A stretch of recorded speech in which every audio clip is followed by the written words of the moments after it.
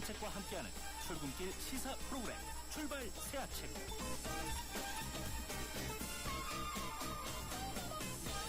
정책의 출발 새아침 3부 시작합니다. 많은 문자들을 보내주시고 계십니다. 6615님, 왜 우리나라 국회의원이나 세월호 선장이나 자기 본분과 의무를 잘 모르는 것 같습니다. 정말 이번 기회에 범차원적 국민운동이 필요한 것 같습니다. 0548님, 0510님, 이 두 분은, 그리고 9182님, 이 세 분은 제가 이 출발사 아침 떠나는 걸 또 섭섭하다고 문자를 보내주신대요. 여러분들 문자 샤프 0945 우물증 0945로 보내주시면 이 5분을 저희들이 추첨을 해서 제가 쓴 한정판 시집입니다. 소리네 집들 5권을 보내드리도록 하겠습니다. 잠시 지나는 말씀 듣고 출근길 교통정보 들으시겠습니다. 오빠, 민경이랑 드라이브 하고 싶으면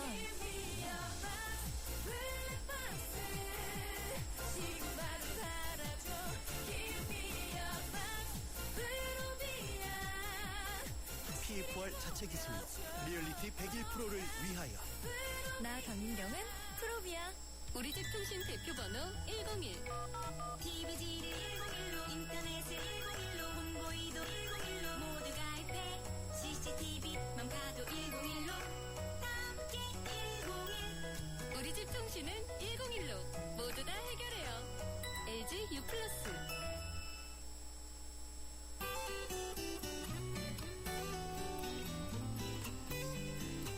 출발 새아침 교통정보입니다. 올림픽대로 공항 쪽으로 고장차 여파를 받습니다. 잠실철교를 못 간 지점 2차로에서 고장난 승용차 처리 작업을 하고 있는데요. 천호대교부터 정체가 시작되고요. 이후로도 한남대교에서 한강대교까지 다시 한번 속도가 떨어집니다.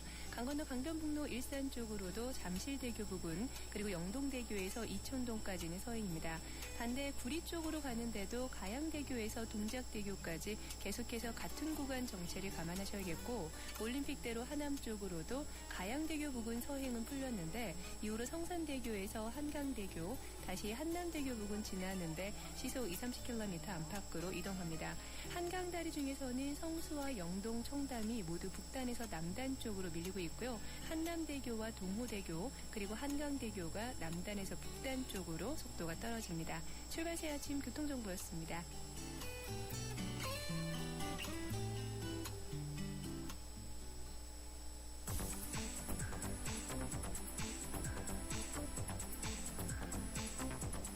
이 시간 주요 경제 소식 경제 뉴스 브리핑. 이번엔 경제뉴스 듣겠습니다. 한국경제신문 강현우 기자 전화 연결됐습니다. 안녕하세요, 강 기자님. 안녕하십니까. 어젯밤 뉴욕 증시 다우는 약보합인데 나스닥은 제법 많이 떨어졌네요. 이 부동산 관련 지표 부진의 하락세로 마감했다면서요. 간밤 다우지수는 전날보다 12.72포인트 0.08% 내린 16,501.65에서 거래를 마쳤습니다. S&P 500은 0.22% 떨어진 1,875.39를, 나스닥은 0.83% 하락한 4,126.97을 각각 나타냈습니다. 이로써 최근 6일 연속 상승세가 멈췄습니다. 기업 실적이 엇갈린 데다가 부동산 관련 지표가 좋지 않게 나온 것이 하락세 요인입니다. 미국의 지난달 신규 주택 판매 건수는 38만 4천 건에 그치며 지난해 7월 이후 최저치를 기록했습니다. 주택시장 전문가들의 예상치 45만 건을 크게 못 미쳤고 지난 2월에 44만 9천 건과도 큰 차이를 보였습니다. 신규 주택 판매는 미국 주택시장 전체 거래에서 약 7%에 불과하지만 기존 주택 판매에 비해 시장 상황을 거의 실시간으로 반영한다는 특성 때문에 주택시장 전문가들이 주목하는 지표입니다. 통신업체 AT&T는 시장 기대에 못 미치는 실적 탓에 주가가 4% 가까이 떨어졌습니다. 오늘은 애플과 페이스북 등의 실적이 발표됩니다. 어제 주목할 만한 법안이 국회 상임위를 통과했군요. 환경오염 사고가 발생을 하면 관련 기업의 과실 여부나 인과관계가 명확히 입증되지 않더라도 피해자에게 손해를 배상할 수 있도록 하는 법안이라면서요. 특히 환경부가 기업을 적법하게 운영했을 때는 인과관계를 추정하지 않는다는 조항을 넣으려고 했지만 이마저도 상임위 논의 과정에서 삭제됐습니다. 국회 환경노동위원회는 어제 환경오염 피해 배상 책임 및 구제에 관한 법률안, 즉 환구법을 가결했습니다. 환경오염을 유발할 수 있는 시설의 설치 운영 과정에서 피해가 발생한 경우 과실 여부를 불문하고 해당 시설의 사업자가 무조건 피해를 배상하도록 하는 겁니다. 환경오염 피해와 해당 기업 간 연관성이 입증되지 않더라도 상당한 개연성만 있으면 배상 책임을 인정했습니다. 배상 한도는 2천억 원으로 제한하되 사업자의 고의 또는 중대한 과실이 있으면 무한 책임을 지도록 했습니다. 환경오염 위험이 높은 시설을 운영하는 기업은 앞으로 환경책임보험에 의무적으로 가입해야 합니다. 화학업계에선 상당한 개연성이라는 모호한 이유만으로 피해를 입었다고 주장할 수 있게 되면 소송을 남발할 우려가 있다고 지적했습니다. 예, 어떻든 이 법은 이 민법의 대원칙을 벗어나는 법안인데 앞으로 또 법정에서 어떻게 판단될지 그게 궁금하군요. 지난 20여 년 사이 20대 남성의 경제활동 참가율은 내려가고 여성은 올라갔다면서요? 네, 20대 남성은 20%포인트가량 낮아진 반면 20대 여성의 경제활동 참가율은 15%포인트 가까이 높아졌습니다. 20대 남성은 고학력 추세가, 20대 여성은 만원 추세가 이런 현상을 가져온 것으로 분석됩니다. 한국경제연구원은 고용 취약계층의 경제활동 참가율 추이 분석 보고서를 통해 1986년부터 2012년 사이에 연령대별 경제활동 인구를 분석했습니다. 조사 결과 1986년 20대 남성의 경제활동 참가율은 79%였지만 2012년엔 62.1%로 감소했습니다. 남성과 달리 경제활동에 나서는 20대 여성은 크게 늘었습니다. 20대 여성 경제활동 참가율은 1980년 47.2%에서 2012년 62.4%로 높아졌습니다. 여성은 고학력일수록 경제활동을 많이 하는 데다가 결혼 연령이 높아지는 이른바 만원이 큰 원인이라고 환경연은 분석했습니다. 예, 아직은 열악하지만 국내 기부가 늘어나고 있다는 소식도 있네요. 네, 통계청이 어제 내놓은 국내 나눔 실태 2013에 따르면 2012년 국세청에 신고된 개인과 법인의 기부 금액은 각각 7조 7,300억 원, 4조 1,100억 원이었습니다. 총 11조 8,400억 원으로 6년 전인 2006년보다 1.5배가량 늘었습니다. 지난해 15세 이상 개인의 기부 참가율은 34.5%로 2006년보다 2.9%포인트 뛰었습니다. 1인당 연간 현금 기부 참여 횟수가 기부 금액은 각각 6.5회 20만 5천 원으로 집계됐습니다. 작년 헌혈 실적은 291만 4천 건으로 전년보다 191건 늘었습니다. 총인구 대비 헌혈 실적인 헌혈률은 5.8%로 5.9%인 호주보다는 낮지만 일본 4.1%, 프랑스 4.9%보다는 높았습니다. 예, 이 국민 메신저를 자리 잡은 카카오톡의 이전 대화 내용을 검색할 수 있는 기능을 추가했다면서요? 네, 우선 카카오톡 PC 버전의 대화 검색 기능이 추가됐습니다. 모바일 버전도 올해 안에 이 기능을 탑재할 예정입니다. 카카오톡 PC 버전은 어제 대화 내용 검색과 채팅방에서 주고받은 사진 모아보기 기능을 업데이트했습니다. 대화 검색 내용은 친구들과 채팅방에서 나눴던 옛날 대화 내용을 키워드를 입력해 빠르게 찾는 기능인데요. 예를 들어 고교 동창이 결혼한다는 얘기를 카카오톡을 통해 들었지만 결혼식이 언제인지 잊어버렸을 때 결혼식이란 단어로 검색하면 그때 대화 기록을 찾아볼 수 있는 겁니다. 이전에는 화면을 계속 위로 올려가면서 하나하나 눈으로 확인해야 했습니다. 카카오 관계자는 이용자들이 가장 많이 요구한 기능 중 하나라며 학교 숙제부터 회사 업무와 약속 잡기 등 일상생활의 모든 얘기가 카카오톡으로 오가다 보니 옛날 대화 내용을 확인할 필요성이 높아졌다고 말했습니다. 이 기능은 채팅방에서 톱니바퀴 모양의 설정 아이콘을 클릭한 뒤 대화 내용 검색 항목을 누르거나 채팅방에서 바로 컨트롤 키와 F키를 같이 누르면 쓸 수 있습니다. 예, 고맙습니다. 여기까지 듣겠습니다. 예, 감사합니다. 예, 지금까지 한국경제신문 강윤호 기자였습니다.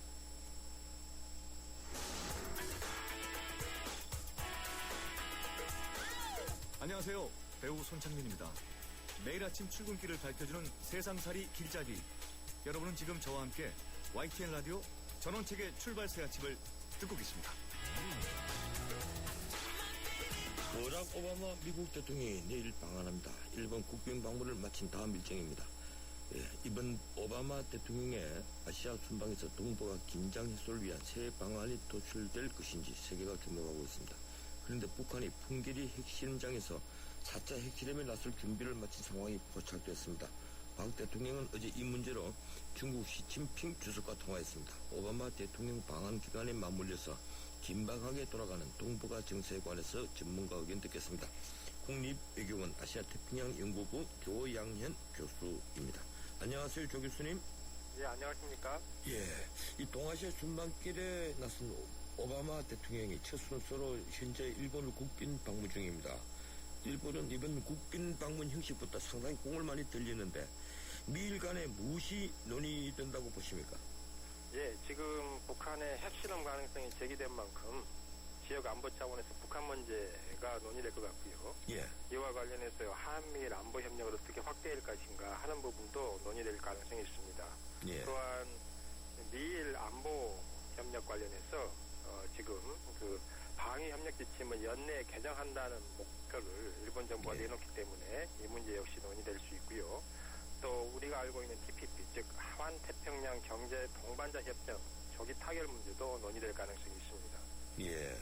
그러니까 이 북핵 문제부터 그리고 한미일 이 공동 협력 문제 그리고 이 TPP 문제까지 광범위한 논의가 있을 것으로 보시는군요.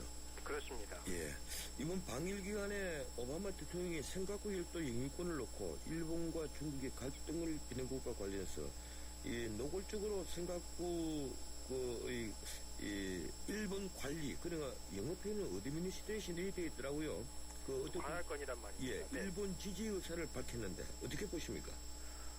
그렇습니다. 이 미국 정부의 입장은 최근에 아주 일관되어 있습니다. 예, 일본이 행정 관할권을 가지고 있기 때문에 미일 안보조약의 적용 대상이 된다.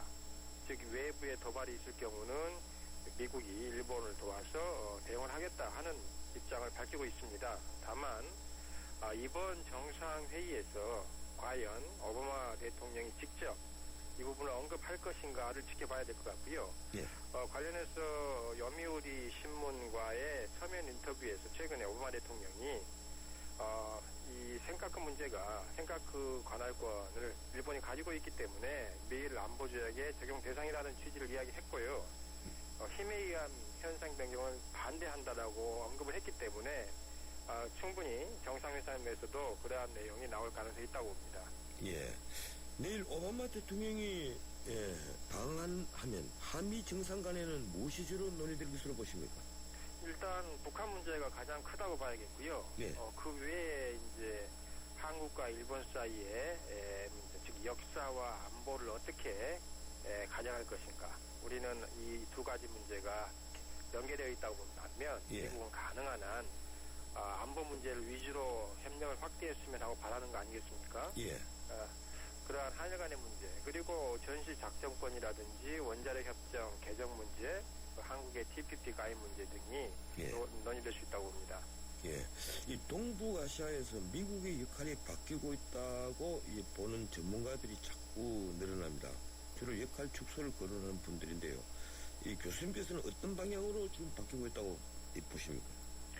미국 정부의 재정 상태가 열악합니다. 그리고 경기 회복은 그 효과가 가시적으로 아직 느끼지 못하고 있죠. 예. 이런 상황에서 미국이 쓸 수 있는 리소스, 즉 그 재원이 한계가 있는데 유럽에서 최근에 우크라이나 사태로 러시아의 그런 대결 구도가 선명해졌죠. 예. 이러다 보니까 미국이 이 동아시아, 즉 아시아 태평양 정책에 관여를 하겠다고 했던 약속, 즉 흔히 이제 재균형 정책이라고 하는데 거기에 대한 실현이 그러한 약속을 지킬 수 있을까에 대한 회의가 확산되고 있는 상황입니다. 즉 미국의 관심이 유럽으로 많이 비중이 옮겨질 텐데 그랬을 때 과연 이 지역에 대한 관심 역시 계속 유지할 수 있는가에 대해서 우려가 있다고 보는 거죠. 예. 이 중국은 북한의 동맹국이자 북한 경제 버팀목인데요. 예, 그런데 중국이 그렇지만 북핵을 충분히 제어할 수 있다. 이렇게 믿는 사람은 자꾸 줄어듭니다. 교수님께서는 어떻게 보십니까? 그렇습니다. 북한 경제의 목숨줄을 쥐고 있는 것은 중국입니다. 이 사실에는 변함이 없습니다.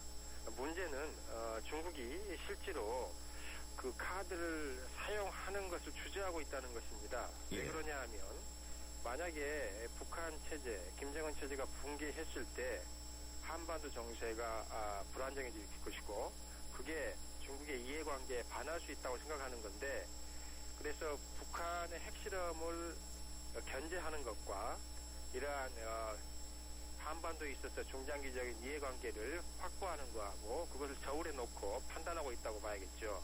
예. 이 북한 풍계리에서 최근에 2, 3일 됐죠. 4차 핵실험 징후가 지금 이제 보였는데 어제 박 대통령이 시진핑 중국 주석과 이 문제로 통화를 했습니다. 그런데 중국의 통제가 가능하다고 보십니까? 네, 방금 말씀드린 대로 중국은 나름대로 핵실험 저지를 위해서 노력을 하고 있다고 봅니다. 예. 그런데 북한이 과연 어떠한 행동을 할지는 지켜봐야 될 것이고, 만약에 북한이 핵실험을 강행한다면 중국의 대북 태도가 한층 경색될 것은 확실하겠죠. 예. 육자회담에 대한 미국 태도가 지금 미묘하게 변화를 했습니다. 예, 알게 모르게 좀 바뀐 것 같는데요. 이 교수님께서는 미국이 여전히 북한의 가시적 어떤 변화, 가시적 조치를 그 육자회담의 전제 조건으로 하고 있다고 생각하십니까? 그렇습니다. 일단 그 기본 원칙에 있어서 변함은 없고요. 예. 다만 4차 핵실험이라고 하는 상황 변화가 있다고 하면 미국의 태도 역시 약간의 변화 가능성이 있다고 봅니다. 무슨 이야기냐 하면 그 CVID, 포괄적이고 검증 가능하고 비가역적인 이제 해체, 비핵화 아니겠습니까? 그 기본 원칙은 유지하면서 육자회담 재개를 위한 선결 조건이라고 하는 부분은 미세 조정이 가능하다고 봅니다. 예. 일각에서는 미국이 한미 관계보다 미일 관계를 더 중시한다, 이런 지적이 있습니다. 예, 어떤 견해이십니까? 그것은 그 두 동맹의 성격의 차이를 우선 우리가 알아야 된다고 봐요. 예. 미일 동맹이라고 하는 것은 동아시아 그리고 아시아 태평양 지역의 그러한 지역 그리고 세계적인 차원에서의 동맹으로 성격이 강하죠. 특히 예. 중국 견제적인 성격이 있는 것이고, 실제로 미국이 주도하는 미사일 디펜스 MD에 일본은 참가하고 있지 않습니까? 예. 반면 한미동맹은 북한의 도발을 억제하는데, 즉 한반도 문제에 대한 대응이 우선입니다. 따라서 우리는 미국이 주도하는 MD에도 신중한 것이죠. 동맹의 성격이 다르기 때문에 미국이 어느 쪽을 우선적으로 선택을 했느냐 하는 그러한 지적은 비현실적일 수 있죠. 예, 그렇게 보시는군요. 일본의 우경화가 계속됩니다. 이틀 전에 일본 국회의원들이 대거 야스쿠니 신사에 또 참배를 했습니다. 또 아베 신조는 공물을 보냈고요. 한일 간의 갈등도 자연히 더 깊어지는데 오바마 대통령이 이 문제에 있어서 어떤 역할을 할 수 있다고 생각하십니까? 일본이 이 지역에서 그리고 글로벌 차원에서 안보 그리고 경제적인 면에서 역할을 확대하기 위해서는 예. 그 과거에 대한 반성, 역사 직시가 반드시 필요하다. 따라서 역사 영토 문제에 대해서 신중하게 대응해야 된다는 그러한 메시지는 전달할 수 있을 거라고 봅니다. 예. 하지만 일본이 우경화를 멈추지 않을 텐데 이 미국이 결국은 묵인하는 셈이 되지 않겠습니까? 그래서 그 수위 조절에 미국 정부의 이제 고민이 있는 것이고요. 최근에는 미국 정부의 입장이 한편에는 강해지면서 한편에는 이 일본을 포용하는 듯한 그런 이중적인 모습을 보이고 있죠. 예. 그 부분은 앞으로 저희가 지켜봐야 되고, 저희는 가능한 한 미국을 동원해서라도 일본의 역사 압박을 할 수 있는 그러한 태세를 갖추는 게 필요하다고 봅니다. 예, 아까 교수님께서 이번에 한미 정상회담이 열리면 이 원자력 협정과 그리고 전시작전 통제권 전환 시기 재연기 문제도 논의될 가능성이 있다, 이렇게 이제 보셨는데, 우선 원자력 협정만 하더라도 이 미국이 베트남에 대한 태도와 우리를 대하는 태도조차도 다르다고 이 언론이 보도를 하고 있습니다. 네. 예, 진전이 있겠습니까? 어떻게 보십니까?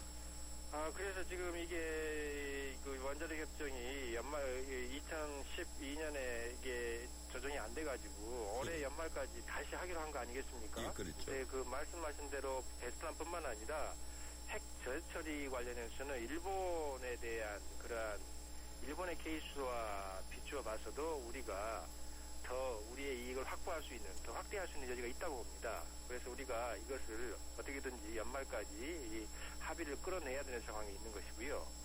전시 작전 통제권 역시 그렇습니다. 지금 2005년 그 연말까지 연기된 상태인데, 예. 우리로서는 지금 한반도 상황이 불확실해지고 북한이 저렇게 도발을 하려고 하기 때문에 이걸 다시 더 연기해야 되는 입장인데 아직 미국이 이걸 받아들이지 않고 있죠. 그래서 이 문제도 예. 역시 이번 그 오바마 대통령 방안을 계기로 해서 논의할 필요가 있다고 봅니다.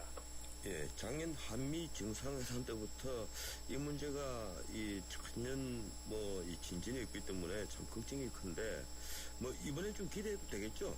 그렇죠. 이 방위비 분담 문제는 저희가 연초에 해결했지 않습니까? 예, 따라서 우리가 쓸 수 있는 레버리지가 있다고 봅니다. 예. 그렇군요.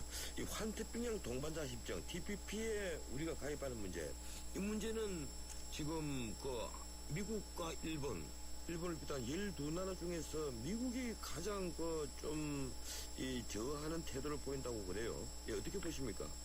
미국은 일단 기존의 지금 교섭 당사국들 사이에 예, 조속하게 TPP가 타결되는 것을 원하고 있습니다.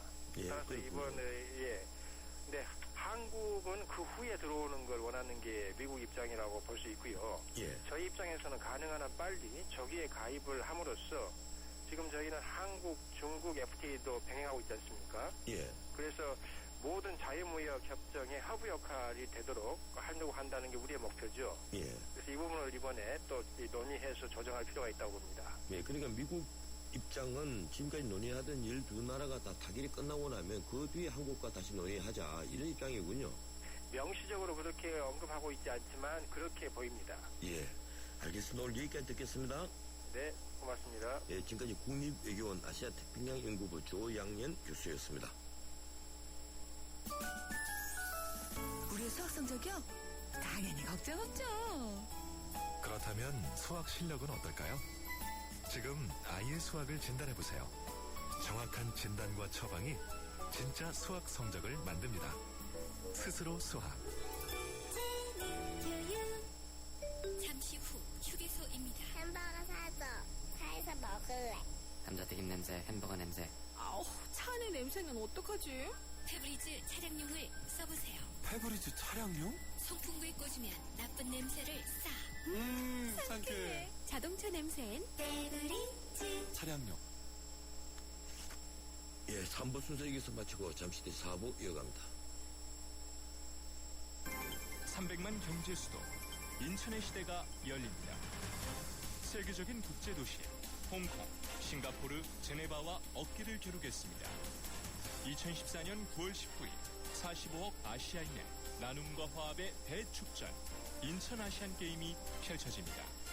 45개국 아시아인의 꿈과 감동의 제전 아시아의 새로운 미래가 열립니다.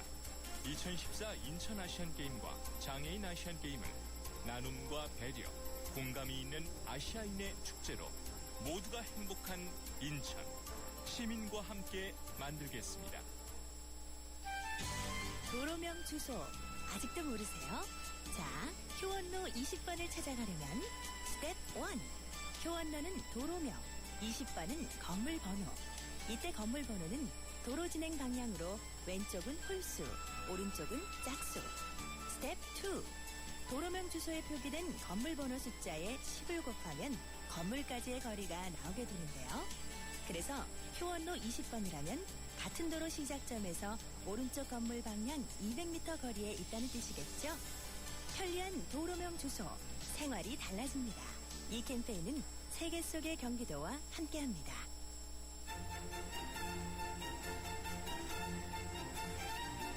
출근길 정통 시사 라디오 프로그램 YTN 라디오 전원책의 출발 새아침. 예, 전원책의 출발사 지금 4부 순서 시작합니다. 제 방송이 내일까지입니다. 작은 선물을 그래서 준비했습니다. 이 샤프 0945 우물정 0945로 의견을 보내주신 분들에게 오래전 제가 출판했던 제 한정판 시집이 있습니다. 최준의 집 5분을 추첨해서 서명해서 보내드리도록 하겠습니다. 잠시 지나는 말씀 듣겠습니다. 우리 수학 성적이요? 당연히 걱정 없죠. 그렇다면 수학 실력은 어떨까요? 지금 아이의 수학을 진단해보세요. 정확한 진단과 처방이 진짜 수학 성적을 만듭니다. 스스로 수학. 한때 꼬리 하나로 콜라와 싸워 전설이 되신 분이 계셨지. 국내 최초 보리탄 산업료로 콜라의 아성을 흔들었던 맥콜.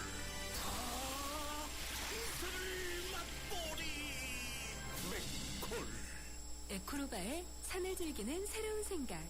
따스한 햇살 속으로 배낭 하나 메고 미니멀 캠핑을 떠나보세요.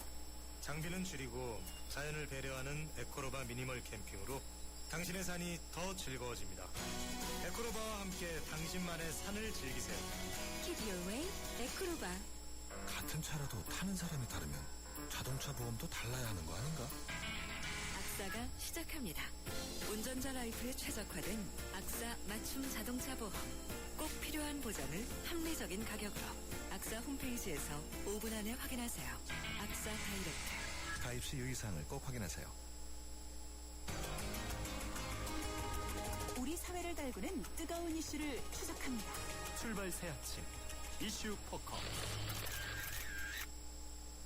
매주 목요일 마련하는 이슈 포커스 시간입니다. 이번 주 이슈 역시 세월호 침몰 사고와 관련된 겁니다. 예, 이번 세월호 침몰 사고는 대한민국의 민낯을 드러나겠습니다. 이 노후 선박에다 무리한 증축 그리고 허술한 운항 관리는 당국의 비호, 방조가 있었거나 최소한 방관이 없었다면 불가능한 일이겠죠. 구멍 뚫린 국가재난방지 시스템으로 죄 없는 학생들과 고 박지영 씨 같은 젊은 청춘이 희생됐습니다. 게다가 사고 뒤 정부 각 부처가 보여준 모습은 그야말로 뒤죽박죽 우왕좌왕이었습니다. 자신들이 이익을 위해 움직일 뿐 메뉴를 단 하나도 지키지 못하는 관료 조직을 우리가 어떻게 봐야 합니까? 검찰은 선박 안전검사 과정에서 청탁과 금품 거래가 있었는지 유착 관계를 수사할 예정입니다만은 사실 오래전부터 우리 관료 사회는 이 조직 폭력배 마피아 같은 조직이 움직이고 있다 이런 비판이 있어 왔습니다. 관련 기사를 쓴 이 중앙일보 허진 기자 전화 연결되었습니다.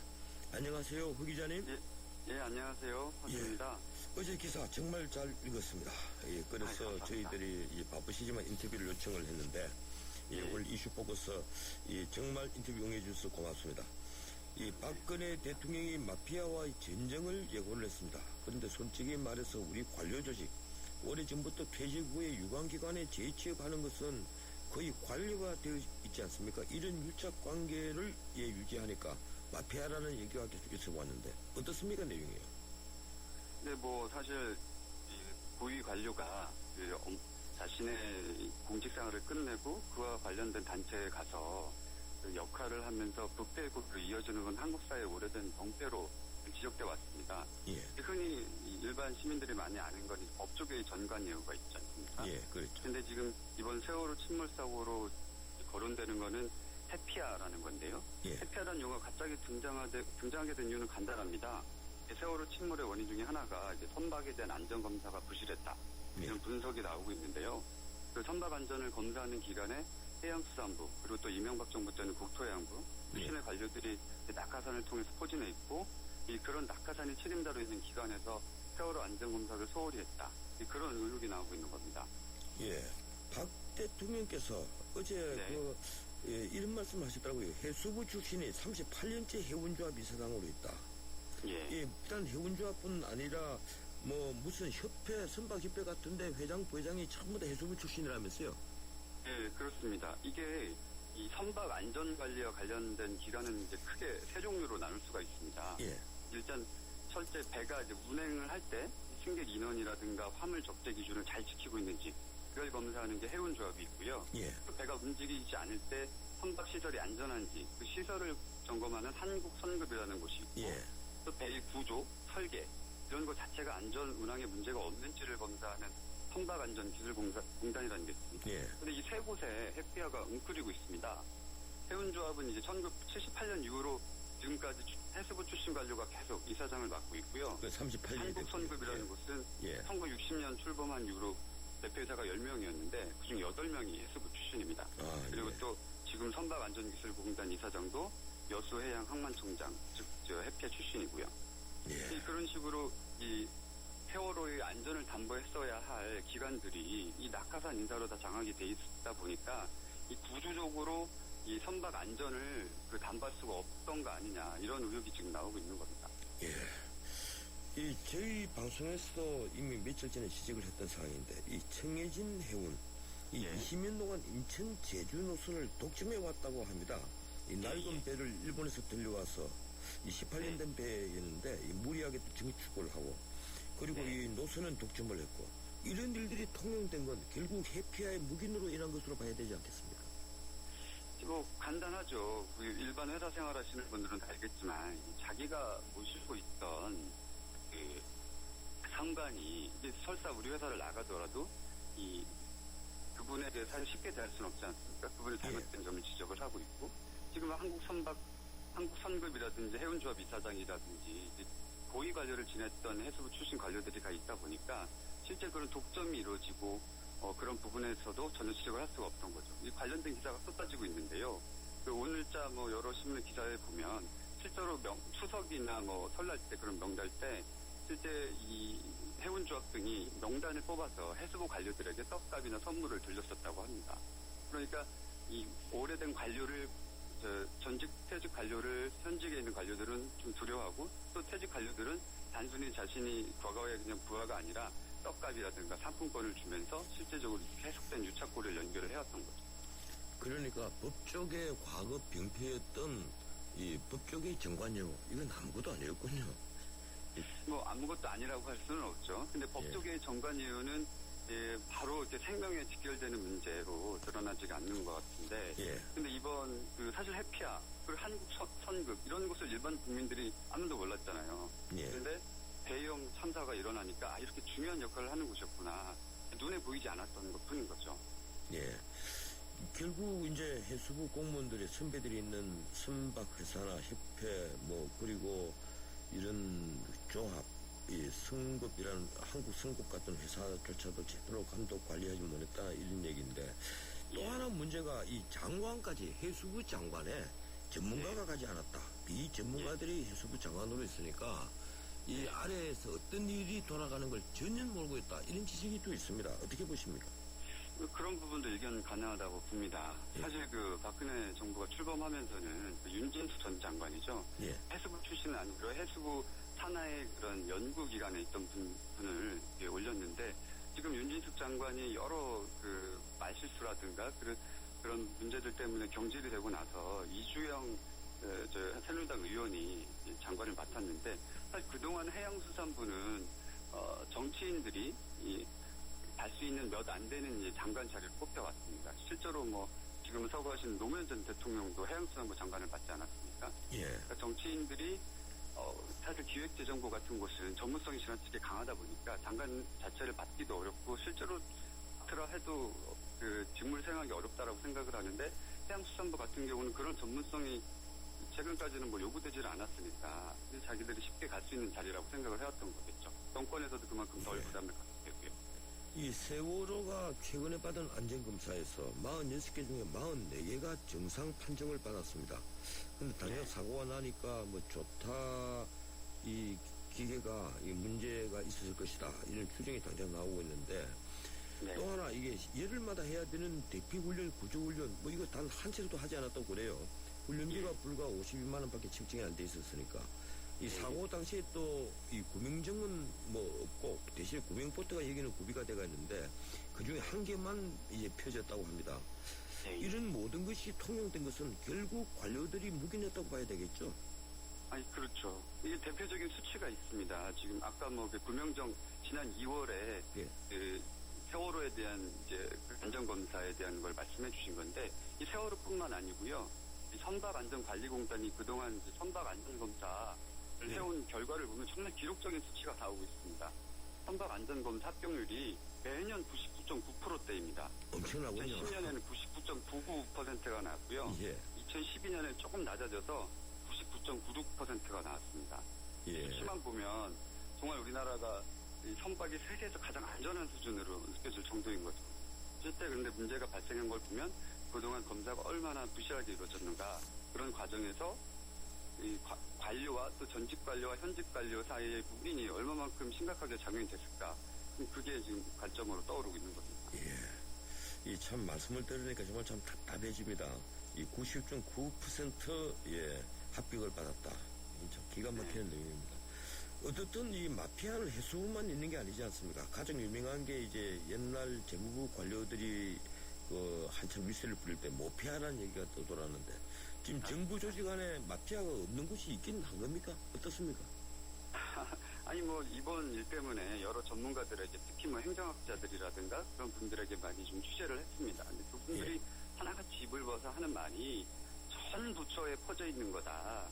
제가 기사를 쓰면서도 이 용어를 모아봤어요. 그 마피아라는 이름이 붙은 게. 이 해피아뿐만이 아니라 원조 모피아도 아까 있다고 말씀하셨지만 모피아랑 비슷한 또 금피아, 금융감독원이나 그 금융위원회 낙하산인 거죠. 그리고 산피아, 산업통상부 관료들. 그리고 하나씩 천천히 합시다. 금피아가 있고요.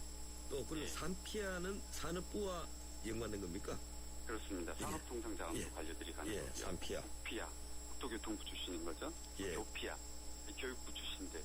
그리고 뭐 원전 마피아는 이제 직접 그 관료들은 아닌데 그 한국수력 원자력 출신들이 그 원전 납품하는 그런 기관들의 낙하산으로 갔었는데 지난해 이거는 아직도 큰 위험으로 사실 국민들에게 되게 놀라게 한 사건인 거잖아요. 원전 마피아라는 게. 원전 마피아도 결국 같은 구조로 파생이 된 겁니다.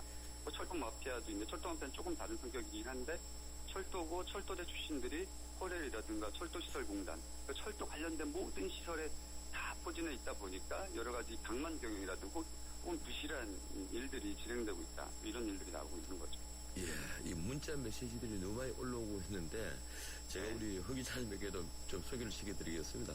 9712님, 외국에도 이런 일들이 있나요? 정말 답답합니다. 이 외국에 이런 일들이 있습니까? 어떻습니까? 사실 제가 외국 사정까지는 잘은 모르겠는데요. 그래서 사실 미국 사회만 해도 그 반려재의 포획 그 문제에 대해서 아주 오래전부터 고민해 오지 않았겠습니까? 상당수 선진국 같은 경우는 이 한국만큼 반려재의 폐해가 심각하지 않다라는 얘기가 많이 있습니다. 이 전관예우가 가장 심각하게 드러나는 곳이 한국과 일본이라고 합니다. 일본 같은 경우는 우리가 사실 일본의 제도를 많이 배워온 거고 뭐 어쩌면 식민 시절에 강제로 이식이 되기도 했지만 이런 그 상명하복의 관료제 조직 문화에 아주 익숙한 반려사회가 그런데 물들어 있는 곳에서 그런 경계도 자연스럽게 파생될 수 있다는 겁니다. 5521님, 진짜 마피아보다 더 무서운 사람들이에요. 더 많이 배운 사람들 아닙니까? 그렇습니다. 이 배운 자들이 마피아 짓을 한 게 바로 이런 마피아입니다. 8412님, 해피아라니요. 그런데 그렇게 선진국이라고 떠든 대한민국의 현실이 바로 이겁니다. 5788님, 전혀 전문성이 없는 사람이 리더로 있으면 실무하는 사람들은 제대로 일을 할 수 없습니다. 이런 내용들이군요. 허 기자님? 박근혜 정부 들어서 이 마피아는 물론 원전 마피아들도 이제 문제가 드러나서 주춤하고 있었는데 이 산업부 출신들, 산피아들은 여전히 승승장구하고 있다. 이렇게 기사에 되어 있더라고요. 어떤 내용입니까? 그러니까 박근혜 대통령이 인수위 때부터 박근혜 정부는 이런 말들을 해왔습니다. 박근혜 정부의 가장 중요한 인사 원칙은 전문성이다. 따라서 낙하산은 없다. 그리고 실제로 지난해 2012년 말이었죠. 박근혜 대통령이 당선인 시절에도 이명박 정부 마지막에 낙하산 인사들이 많아지니까 박근혜 대통령 당선인이 직접 그 낙하산 인사에 대해서 비판을 하기도 했습니다. 그래서 사실 박근혜 정부 들어서 우리 대표적인 마피아인 모피아는 상당 부분 약간 좀 위축되는 모습을 보이고 있습니다. 17개 시중은행 중에서 대부분 17개가 민간인 출신들이 은행장을 맡고 있다고 합니다. 물론 뭐 은행장보다 더 높은 금융직 회장은 여전히 관료 출신들이 또 있긴 한데요. 어쨌든 과거에 비해서는 상당히 모피아의 힘이 위축된 모습을 보였는데 오히려 그 사람들의 관심을 덜 받던 산피아, 산업통상자원 출신이라는 국피아, 국토교통부 출신들은 여전히 승승자구하고 있는 겁니다. 실제로 우리 본지에서요, 지난 4월 2일에 조사를 한 결과에 따르면 이 산업통상자원부 유관 단체 중에 100개의 핵심 재취업 자리가 있습니다. 낙하산 들어갈 수 있는 자리. 엄청나군요. 그런 자리의 70%가 관료 출신이었다고 합니다. 그러니까 여전히 이 낙하산이라는 거는 그 회복이 불가능한 그런 병폐로 지적이 되고 있는 거죠. 이 결국에 이렇게 공무원들이 퇴직 후에 유관기관에 재취업하는 걸 과거부터 눈 감아주는 오랜 관례가 이런 마피아라는 조직과 유사한 조직을 만들었군요. 쉽게 간단합니다. 정부 자체가 그 이해 당사자로 보면 되겠습니다. 그렇다면요. 이 박근혜 대통령께서 이게 마피아와의 전쟁을 예고를 했지만 결국은 하위 공무원들, 지금 현재 있는 공무원들이 잘 따르겠습니까? 이 자신들이 미래가 또 걸려 있는데요. 그래서 마피아들이 잠깐 움츠릴 뿐일 것이다. 이런 말을 하는 사람도 있습니다. 어떻게 보십니까? 뭐 사실 그냥 단순히 그 과거부터 정부에서 문제를 지적된 게 안 고쳐졌다는 그런 연장선상에서 보면 박 대통령이 지금 또 지시를 했다고 해서 금방 없어지지는 않을 문제죠. 왜냐하면 마피아가 낙하산이 왜 필요하냐면 이 정부에서도 인사 적체가 이루어지다 보면 고위 관료들을 내보내야 될 필요가 있습니다. 근데 내보내는데 그 사람들을 그냥 실업자를 만들 수는 없잖아요. 그래서 그 실업자를 만드는 게 아니라 너는 어느 기관에 가서 몇 년을 더 일하라. 이러면 경제적으로 충분히 보상을 받는다. 그런 일종의 보상을 해주는 겁니다. 그런 시스템이 정착돼 있기 때문에 지금 그 일종의 그 고위 관료에 대한 퇴로를 닫아버리게 되면 당장 그 해당되는 사람들뿐만 아니라 그걸 바라보고 일했던 사람들도 내가 그 빨리 승진을 하고 난 다음에 내 일자리가 없어지는 거라는 오히려 불안감이 쌓일 수가 있는 거죠. 이 전체적인 공무원의 일종의 생태계가 그렇게 구성되어 있는 상태인데 단순히 이 해피아 들어간 부분만 도려낸다 그래서 나머지 부분이 정상 작동하지는 않는다는 거죠. 그래서 사실 지금 저희 중앙일보에서도 그렇고 여러 곳에서 문제로 제기하는 게 이 정부 국가를 개조하는 차원의 시스템 개편을 해야 된다. 이런 식으로 관료들에게 재취업의 보상, 낙하산의 보상을 이루어지는 그런 낡은 시스템이 아니라 정말 능력 위주 또 경쟁을 도입하는 그런 국가 시스템의 개편이 필요하다는 그런 얘기들이 많이 나오고 있습니다. 바로 그겁니다. 고맙습니다. 여기까지 듣겠습니다. 네, 감사합니다. 지금까지 중앙일보 허진 기자였습니다. 해나루 하나면 돼 식탁 가득 행복해 좋아 해나루 살찐 해나루 쌀에 감자 사과도 있어 당진 해나루 우리 집 건강지킴이 행복지킴이 당진 해나루 당신을 위한 참 좋은 먹거리 당진 해나루. 지금 휘슬을 켜보세요. 그리고 크게 숨을 쉬어보세요. 차갑게 불어오는 빠르고 힘센 바람이 당신을 알래스카의 자연으로 데려다줍니다. 이 시원한 느낌 그대로 LG 휘센. 하나의 스프링, 믿기 힘든 두 가지 플레이. 넥스트 침대 가격이 탄생시킨 하이브리드 테크에 누워보세요. 부드럽게 맞춰주고 단단하게 또 한 번 받쳐주죠. 원 스프링, 투 플레이. 에이스 하이브리드 테크.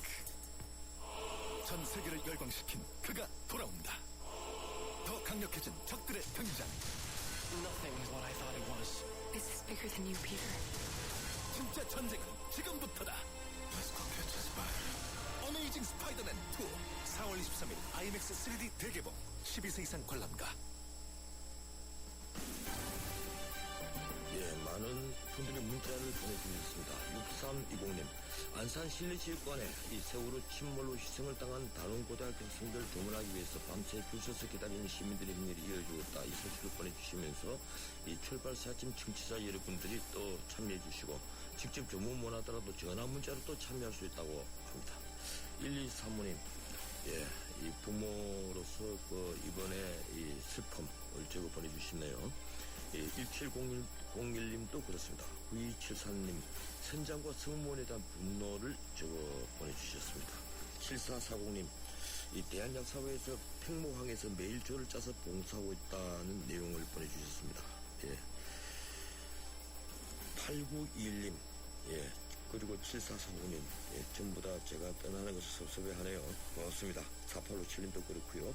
2011님, 모두들 이래저래 화나고 두렵겠지만 우리는 강한 마음으로 끝까지 포기하지 말고 이 생존자가 돌아오길 염원합니다. 이런 분입니다. 0934님, 시민 여러분, 저희 버스기사는 시민 여러분의 안전을 최후까지 절대적으로 책임지겠습니다. 절대로 먼저 따라가지 않고요. 이런 내용입니다. 우리 시민들의 분노 그리고 슬픔이 절절히 전해집니다. 더 많은 문자를 소개시켜드리신 분에서 죄송합니다. 오늘이 클로징입니다.